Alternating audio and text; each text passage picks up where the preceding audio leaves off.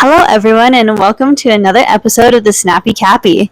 Today, we're going to be talking about retro technology and essentially the comeback of retro technology. But I kind of want to start off this episode just talking about why we think retro technology is coming back. I think it's mostly coming back partially because of like streaming services. They've just gotten kind of ridiculous.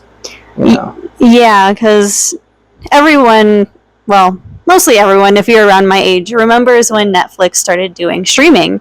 And it was super convenient because you could have any movie or any TV show that you wanted right at your fingertips, or, right at your computer keyboard, because smartphones weren't really a thing yet back then. But yeah, everything was just super accessible. And nowadays, you have Netflix, Hulu, HBO, Peacock, all of these things, and it's like you want to watch, one of your favorite TV shows.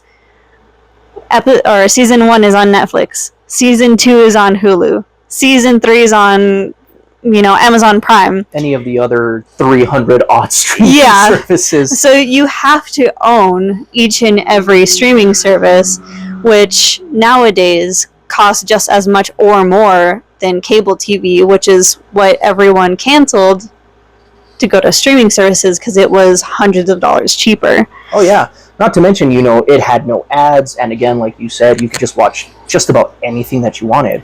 Now you have the standard subscription, which still has ads, which is ridiculous, and then you have the premium, which is, $10, $15 more, that gets rid of the ads, so it defeats the purpose of even streaming in the first place. Yeah, and another thing is the topic of you don't own anything anymore. Very recently, Sony had announced that they were removing hundreds of movie and TV show titles from,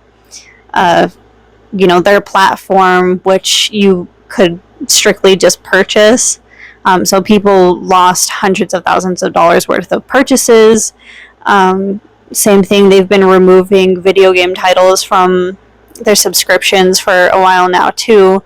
They're making them like super exclusive to where you can't even purchase them anymore, like with the PS5 version of GTA 5. Do you need to be like a member or something for that? You can't buy it, period, anymore. What? Yeah. Oh. You can only buy the PS4 version. Oh, that sucks. Well, yeah. So, a lot of people have been going back to retro technology because of that fact. Another example is Spotify, which is my biggest gripe. I have the biggest beef with Spotify. Oh, I'm sure I'm about to have one too. Because, are they not, is the subscription no longer, you can't listen to whatever you want anymore, or? Well, essentially what they were thinking of doing, and they probably still are, but I don't have my subscription with them anymore, so I don't know. But essentially what they wanted to do was that if you had, they're going to do a tier system like a lot of other subscriptions. Because that works out so well. Yeah. If you had the basic subscription, you were no longer allowed unlimited podcast listens. You only had a certain amount of hours that you can listen to podcasts, and then you had to buy hours, essentially, to continue listening to podcasts. They want to do a thing where you only have 5 hours a month of high-quality music streaming. 5 hours a month? Yep. Dude, I know people that can listen to 5 hours in 2 hours, if that makes sense. Yeah, you can listen to 5 hours of music in 2 hours, but you had to buy essentially better quality after the 5 hours. They've been increasing the monthly cost of their basic subscription very frequently. They've done it twice this year, which has been making a lot of people angry. Same thing, they've been taking music off their platform, so a lot of your favorite artists, their music is going away. Same thing, you don't own anything that you listen to. Anything that's on your playlist can be deleted at any moment if they want to. So it's just a huge slew of things to where people are getting very upset that, one, they don't own anything anymore. They don't own any of their favorite content. And if these services decide to take them off their platform, a lot of the stuff you can't even access anymore. Especially like a lot of the retro games that like PlayStation and Xbox have on their subscription services, they're just there because, you know, they own the rights to it. A lot of the developers don't own source code to those games. So if Sony or Microsoft, not Xbox because they're not the company, but Microsoft want to do away with it, you can't play it anymore. Yeah, you're screwed. Might as well just get an old console and, you know, just pirate the hell out of everything. Right? Yeah. It's a whole other topic that would be for like another podcast, but that's kind of why not pirating, but emulators have become so popular. Yeah. Because there's that historical backlog of like games that even the developer of the game doesn't have anymore. So, just as a side note, please be careful with emulators. Yeah, be careful with emulators. Be very careful with pirating. I know a lot of people online are like endorsing pirating nowadays, but it's still a crime. Be very careful if you do it. And I mean, we don't condone pirating. I do. Oh, well, you know, hint, hint, nudge, nudge.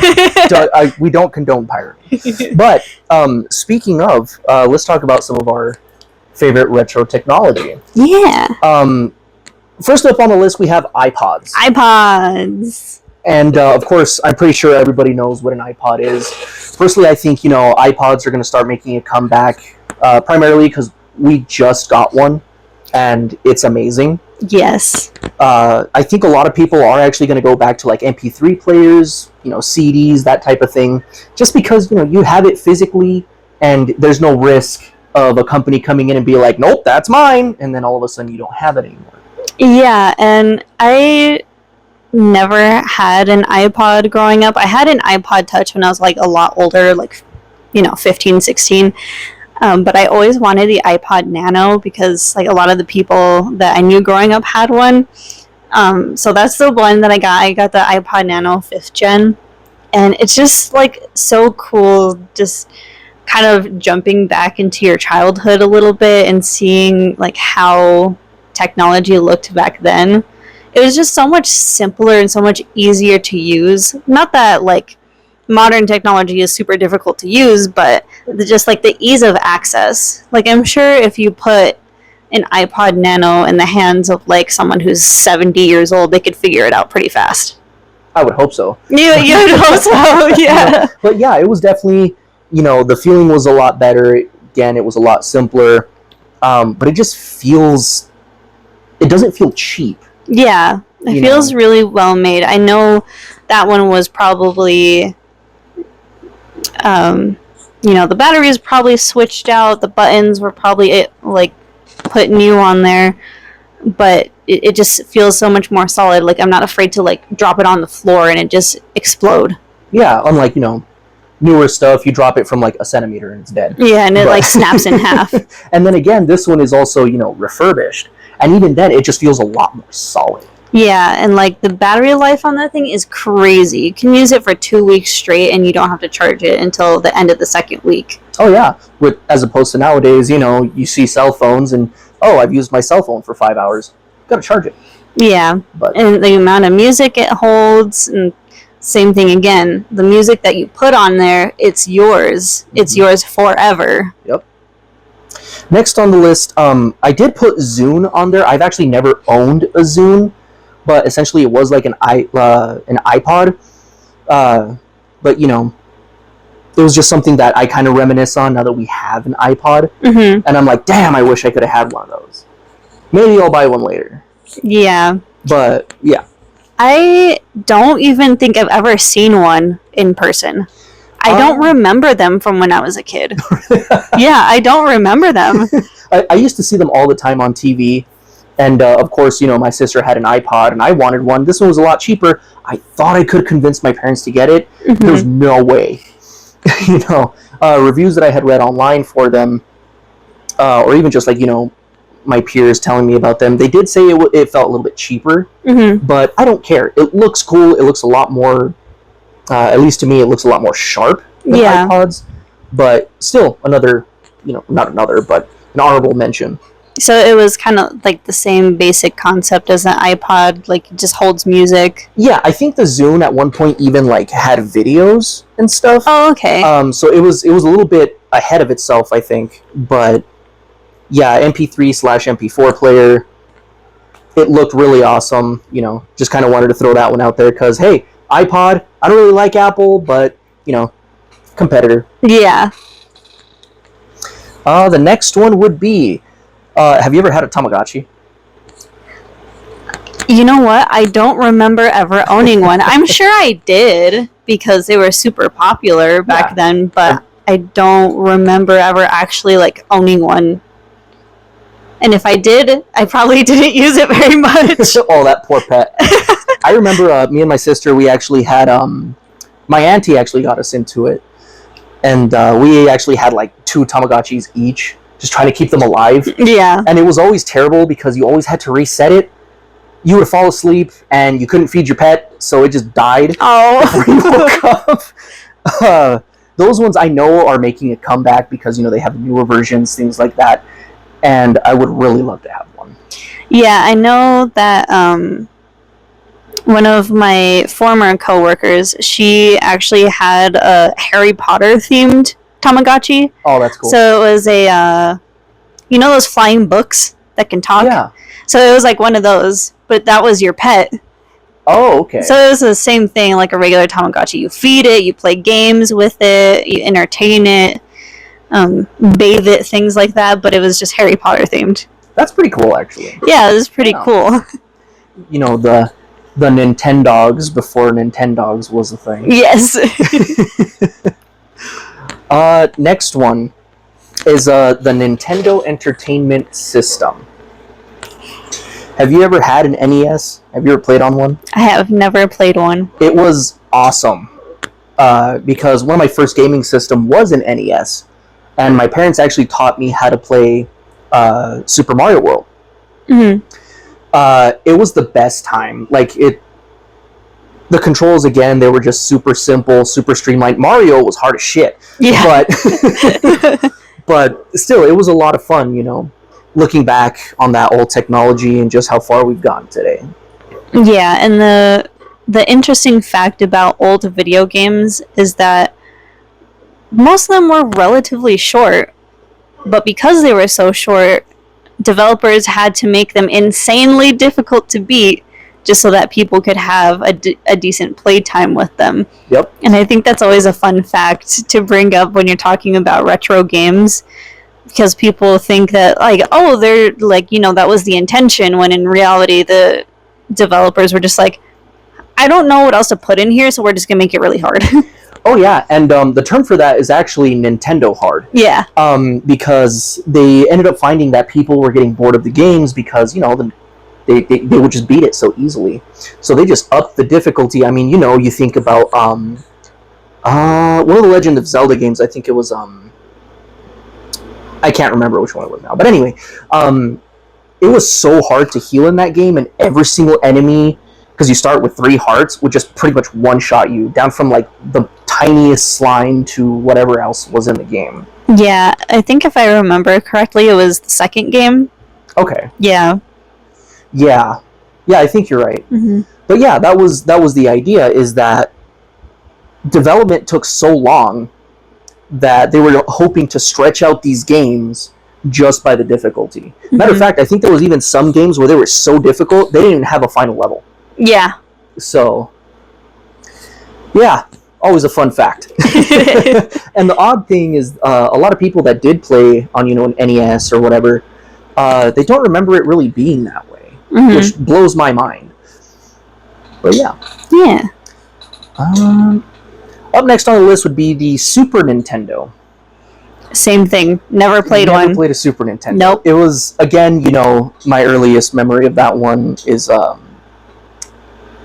gosh, what was it? Super Mario World 3. So, of course, my family, they always started on Mario games and stuff like that.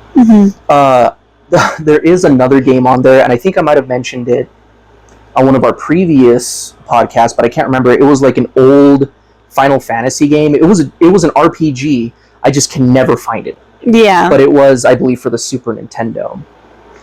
Lost Media. Yes.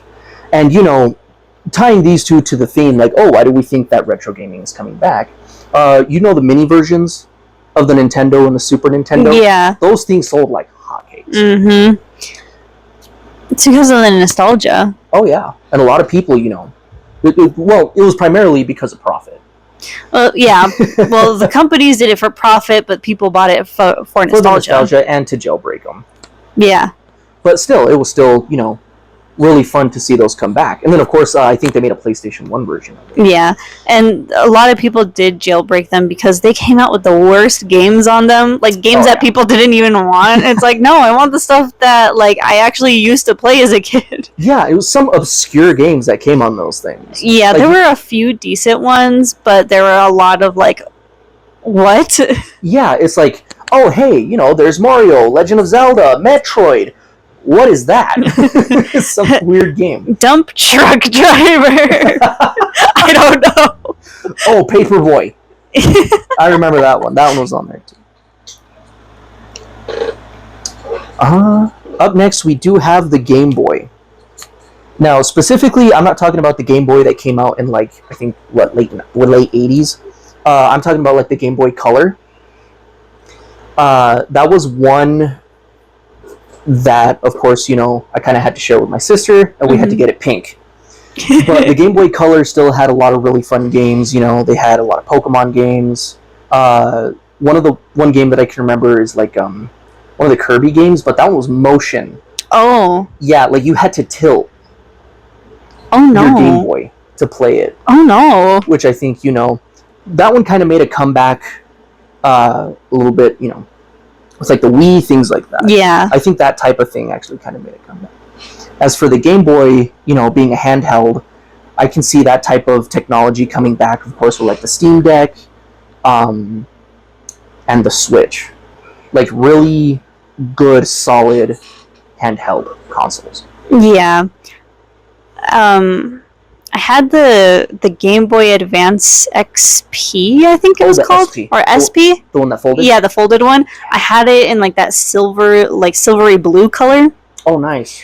Yeah, I didn't really spend too much time with that console just because like I've never really been a huge fan of Nintendo. Like I've always liked really mature games for some reason. So like one of my favorite games on there was Marvel Ultimate Alliance 2. That was on the SP? Yeah. Oh, okay. It looked nothing like the ones for like the PS2 or the Xbox 360, because I think they came out on those consoles too. Looked nothing like that because of course it couldn't run it. Oh yeah, like absolutely. that, but it was still a pretty fun game. Yeah. I also remember playing a lot of Sonic games on it. Okay. I don't remember what Sonic games came out on it, but I remember those were some of the games that I played mostly. It's funny because I also used to have an SP, Mm-hmm. and the games that I would play on it damn near religiously as a kid was Dragon Ball Z, The Legacy of Goku series. Mm-hmm. Those ones were a lot of fun, albeit extremely basic. Of course, you're not going to get Dragon Ball Z Kakarot to run on a Game Boy Advance SP. Yeah. But yeah, definitely a lot of nostalgia in that, and I really want to find those games somehow, some way, but we'll see if we can find them later. Yeah. And then I know we didn't write it down on our list to talk about, but in the same token, since we're on handhelds, the PSP. Oh my gosh, the original PSP. That PSP. Yeah, I remember having one for a little while. It was a fun little system. It was. That one's kind of legendary as a handheld. It wasn't very well built, I would say, but it was very fun when it actually lasted. Oh yeah. Because in like a rare occasion. Yeah, because mine, the one that I had, the joysticks, because you know how they're kind of like sunken into it, they popped off. Oh, So, shoot. yeah. But I really loved playing Daxter on the PSP because Jak and Daxter was one of my favorite PS2 era games. So it's fun to play a continuation of that just with Daxter. Gotcha. See, I didn't have a PSP, excuse me, for very long. So my best memory with the PlayStation Portable is the PSP Vita. Oh, yeah. Which was not as good. No. Speaking of PlayStation, next one on the list is the PlayStation 1. Now, I didn't have a PlayStation 1. I did play it a lot with my cousin. Mm-hmm. Matter of fact, that's kind of how me and him got into cooperative games together. But yeah, I think you have a bit more experience with the PlayStation 1, right? Yeah, that was the first system that I ever played on, and that I used until I was like 8 years old or something like that. Okay. I've talked about some of my favorite games on a previous episode that we had, but like that game that console had so many iconic games. Oh yeah. Like you had Crash Bandicoot, you had Spyro, you had the Resident Evil series, you had the Silent Hill games. All of those games originated on that system. Which is great, You think about gaming as a whole, and, of course, you can always remember those titles. Yeah, and it had a little bit of everything for everyone. You had your adult-oriented games, like the horror games, the Metal Gear series. I always remember Snake, but I never remember the actual name of the game. You have your more kid-oriented games. Like, I remember there was a Land Before Time game on the PS1 that was really fun. There's a bunch of Disney games that came out for it, like Tarzan and Toy Story. Mortal Kombat. Mortal Kombat's not really Mortal Kombat isn't a kid's game, but you know what? I mean, that came out with the system. Gee. Yeah. I think Mortal Kombat 3 was the first Mortal Kombat game that came out on that system. I don't remember. Yeah, see again. Yeah, because I think the first two Mortal Kombat games were strictly arcade games. Gotcha. And then 3 was when they put it on actual gaming systems. Okay. Yeah, I think that's the one that, again, me and my cousin would play every now and again. Yeah, it was a huge system, because most other video game systems at the time, like, the N64, what was it, the Sega Saturn that was out at the time, were all, like, kid-oriented. Right. And PC was more adult-oriented, so it was cool to have a gaming system at the time where anyone could use it. Oh yeah, it was also a bit more affordable, right? In terms of like the competition. I can't remember. Well, it came out a lot way before I was born. Not way before, but quite a bit before I was born. So, right. I played it well into the 2000s, but yeah, because I think the Sega Saturn was like $800 at the time or something. They were something ridiculous. Yeah, it was ridiculous. And I actually, I found out that fun fact from my ex-boss. He was, saying how he had a Sega Saturn, how it was just amazing, but it was so expensive. And I think I looked it up. I think, it was like $800 or something. Yeah. Speaking of legendary gaming consoles, the PlayStation 2. Yes. Best-selling gaming console of all time. As Sony people, we just got to throw that out there. So, eat your heart, Microsoft.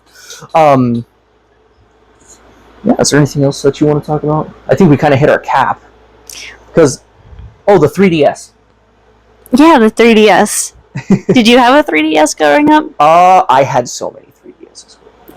I had the first Nintendo DS, I had the Nintendo DS Lite, and then I think from there we actually went to the original 3DS, the 2DS, and then of course now I think we have a 3DS. Yeah.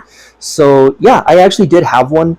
I do remember at the time they were like, "Oh, hey, don't use the 3D feature, for so long because it will probably kill your eyes." And that's probably what helped me get glasses. But, yeah, some of my favorite games. There was a Sonic game on there.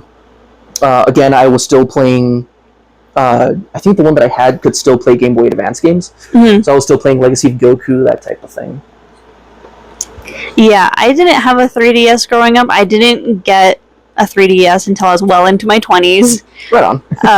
And the primary reason why I wanted to get a 3DS was because I wanted to play Tomodachi Life. Gotcha.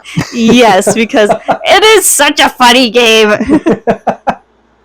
Because you're basically, like, if you've never played Tomodachi Life, it's basically you're making Miis and you're putting them in a town, and you can, like, customize their apartments and their houses. You can make them fall in love with each other. You can make them hate each other. You feed them, play games with them. There's, like, different areas within the town to where, like, you can have them play, like, game shows and or, like, have them put on concerts and things like that. I was gonna say, didn't you put them to sing one time? Yes, you can write your own songs. Oh, great! Which is amazing. It's just so fun. It's just so cool, and like I just feel like games back then had so much more heart put into them. And I think that's another reason why a lot of people are tending to go back and, like, see if they can buy consoles that they had when they were younger, or even, like, buy consoles that they wish they had when they were younger, so they can experience that type of artistry. Because even though, like, the graphics aren't great and sometimes the controls can be very frustrating, I feel like just a lot more actual creativity was put into video games back then, as opposed to now. It's just like, we're gonna make a game because it's a cash grab. Like, we're gonna make it look pretty because that's what people want nowadays. Call of Duty. Oh, what? Yeah. Yeah, there are, like, so many games that are just like, we're gonna make it because people think it's gonna look cool. Yeah.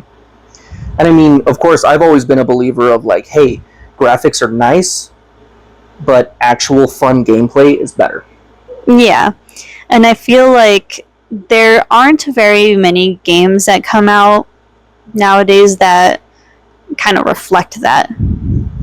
Like, the last game that I've played that was, like, a story-based game anyway, that really, like, pulled me in and didn't let go of me was Baldur's Gate 3. Oh, yeah. Like, that game, you can tell that they put a lot of, like, blood, sweat, tears, energy, like, put all of themselves into that game. Larian literally put all of their love into that game. Yeah. And you can see it. You can definitely see it. Like, even all the voice actors, like, they love their characters. Like, they are their characters. Oh, absolutely. It was just perfect. Speaking of, I need to start a new gameplay on Baldur's Gate 3. Yeah, and then I'm excited for the new update that they're coming out with, which is supposed to launch in September. Because they're adding a bunch of, like, new story, they're adding a bunch of new character interactions, different, like, weapons and armor and all kinds of stuff like that. And possibly maybe some new classes and new races. Ooh, I'm excited for that. Yeah. Yeah. So, yeah, like, even though in some parts of the game you can tell it's a little unfinished, especially with, like, God, what's his name? I forgot his name! Oh, no. Oh, no, I forgot his name! But you could tell that some characters don't have, like, a super finished storyline. I think there might have been a bit of a time crunch on there. Yeah, a little bit of a time crunch on the end.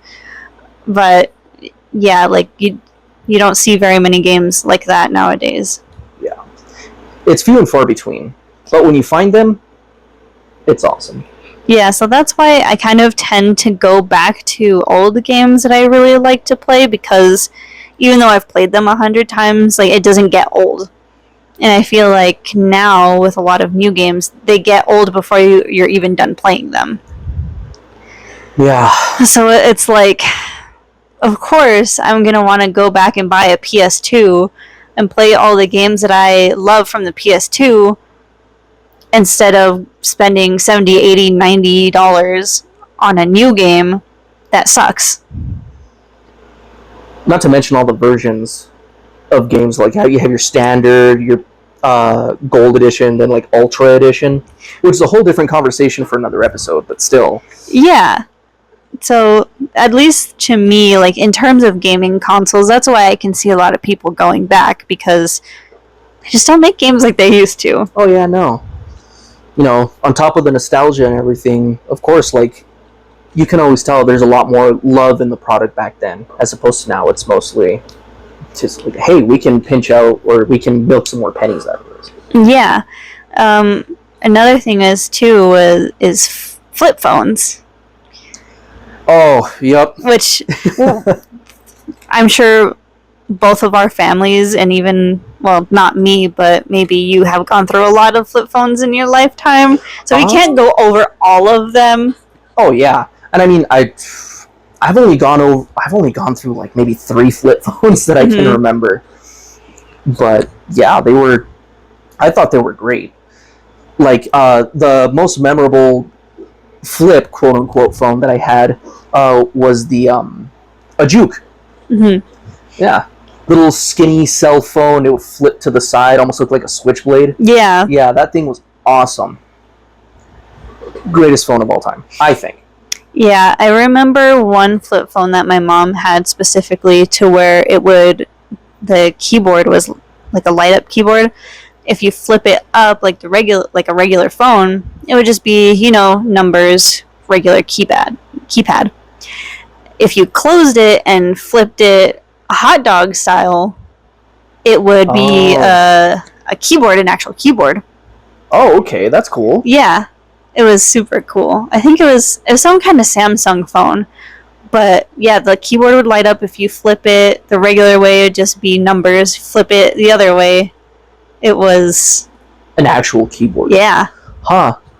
Okay. See, I miss when phones had character. I know, right? And this does kind of tie into, the whole how is retro technology coming back.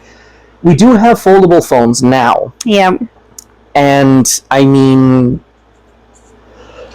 long story short, I don't see that technology being there quite just yet. Yeah, like I love Samsung, don't get me wrong. Like I will never ever go back to an Apple phone.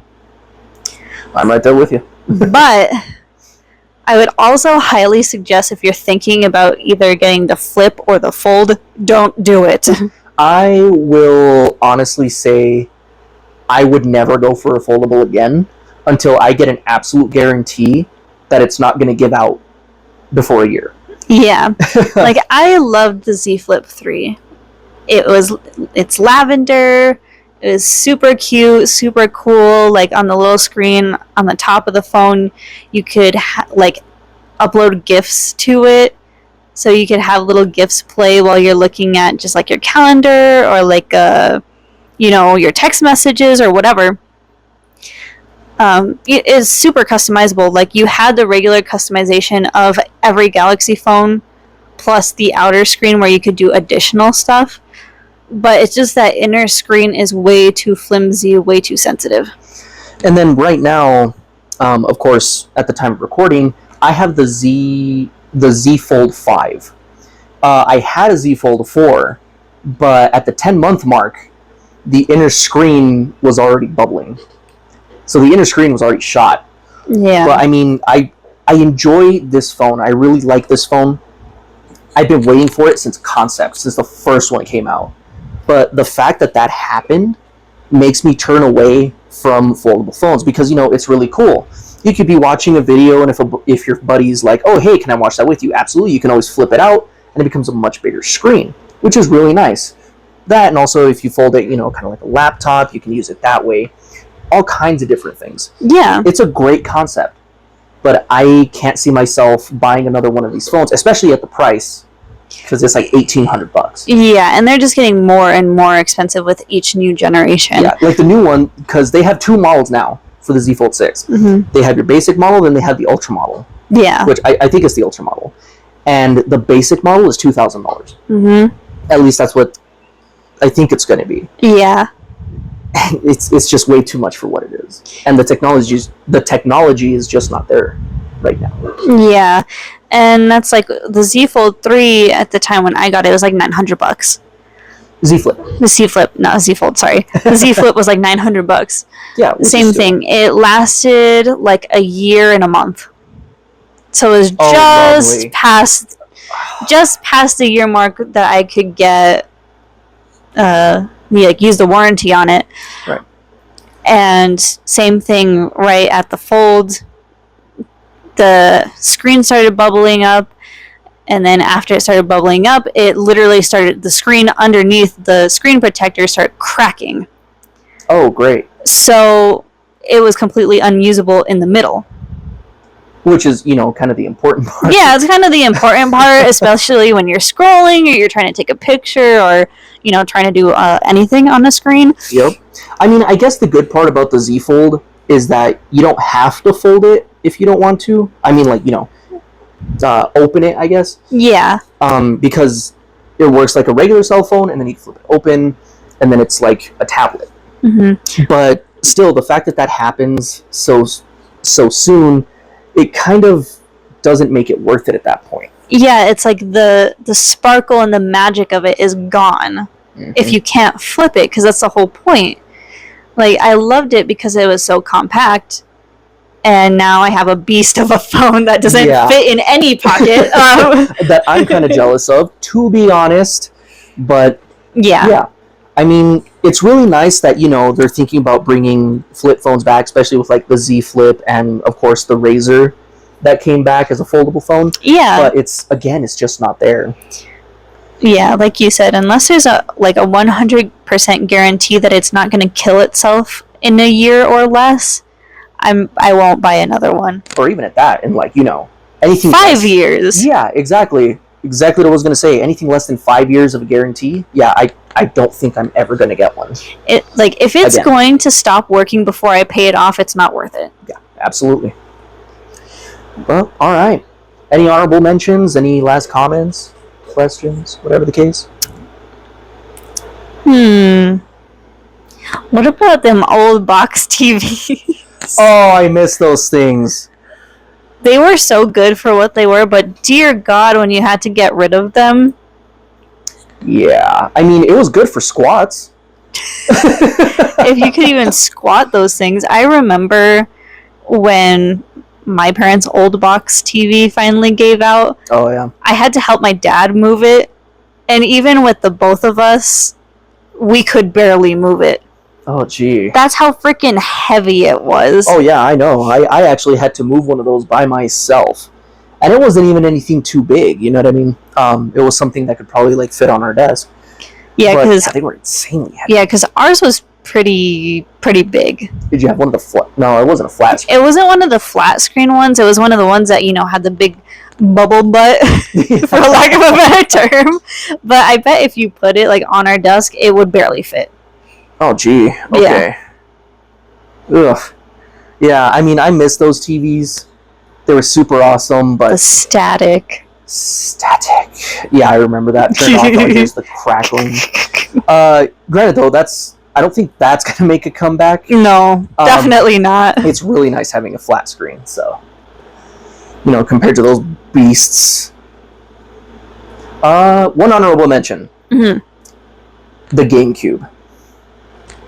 The Cube. Before there was life, there was the Cube. But yeah, that thing was amazing. It was damn near indestructible. I actually had the attachment underneath for Game Boy Advance games. Oh, so yeah. You can play them on your TV, which is really nice. Yeah, I never had a GameCube either. Again, I was not a Nintendo person. My family was not a Nintendo family. Yeah, I mean, of course, my family, they were always Nintendo. That was the thing that they played on, and of course, generations, it's kind of an influence, so. Yeah. But yeah, I think that's about it in terms of retro technology. Yeah, and I hope more of it makes a comeback. Yeah, I think like the more power that we can put back to consumers, the more the country will start to heal. I hope so. Another honorable mention, actually, vinyl records. Yes, vinyl records. Same thing with like iPods and things like that. Just being able to own your music and to hear music in such a higher quality than streaming, because music streaming has been around for a while now. But I think after you listen to streamed music for so long, you're like, wow, music doesn't sound the same way. It does not. And I mean, I heard that when we got the iPod again, we were listening to music on that in our car. Trust me, if you haven't listened to music from like, a disc or music that you've burned from a disc to your computer and put into an iPod, I highly recommend listening to it again in that format. It sounds so much better. It does sound so much better, and there's so much within a song that you don't realize is there until you listen to it from, a CD or a record, to where there's essentially unlimited data holding. Because when you're listening to streamed music, it's compressed. Right. It's compressed so much to where you're basically not even listening to the same song. Oh. So, yeah. It just makes me sad. It is sad. I feel like music should be enjoyed to its fullest potential. Oh, I agree. To the fullest in which the artist wants you to hear it. All so, right. yeah. Yeah, I mean, those are all my mentions. So all my mentions as well. Awesome. Awesome. Well, thanks everybody for listening. Again, we'll see you next time. See you next time.